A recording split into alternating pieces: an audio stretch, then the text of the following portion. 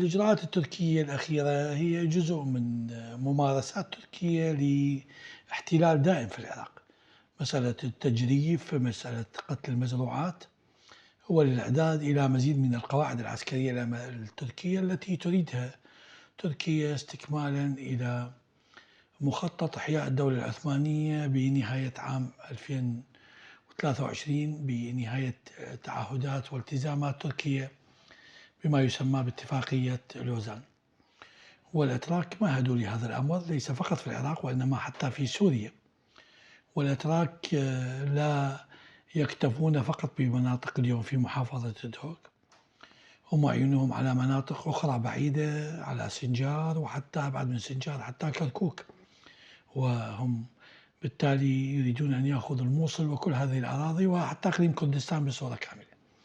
وهذه المخططات التركية معلنة ومعروفة، لكن ما يؤسف له أن التحرك لوأد هذه المخططات هو تحرك ضعيف جدا، تحرك غير مفهوم، وحقيقة الأمر أيضا غير مقنع إلا بالتخادم السياسي للأسف والتواطؤ من قبل حكومة إقليم كردستان. هي تصمت عن الاعتداءات التركية، عن قتل الأكراد وعن انتهاك السيادة، وكذلك الحكومة الاتحادية ليس لها اعتراض أو احتجاج أو حتى تصرف مسؤول ضد هذا الانتهاك، ضد هذا التجاوز التركي، وأيضا ضد المخططات والمشاريع والأجندات التركية في العراق المعلنة والمعروفة.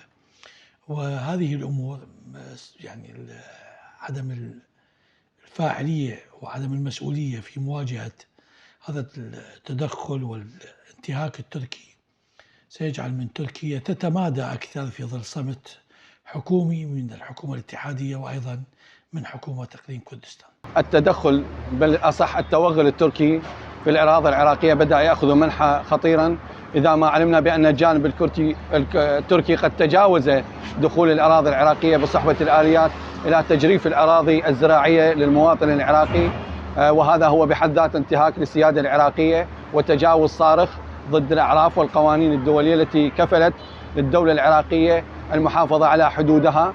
اليوم الحكومة العراقية مطالبة أن تكون أكثر حزما في ردع الجانب التركي وعدم السماح له بهذه التدخلات. قد يتعدى الأمر إلى تقديم شكوى رسمية لدى مجلس الأمن الدولي أو حتى هيئة الأمم المتحدة، وبل قد يتعدى الأمر إلى سحب السفير العراقي من تركيا واستدعاء السفير التركي وتوجيه له رسالة شديدة اللهجة على تلك الانتهاكات. هذا من جانب. قد نسعى إلى جانب آخر يردع الجانب التركي أكثر إذا ما قطعنا المواد التجارية من الجانب التركي، كون العراق هو الرئة التي تتنفس بها تركيا.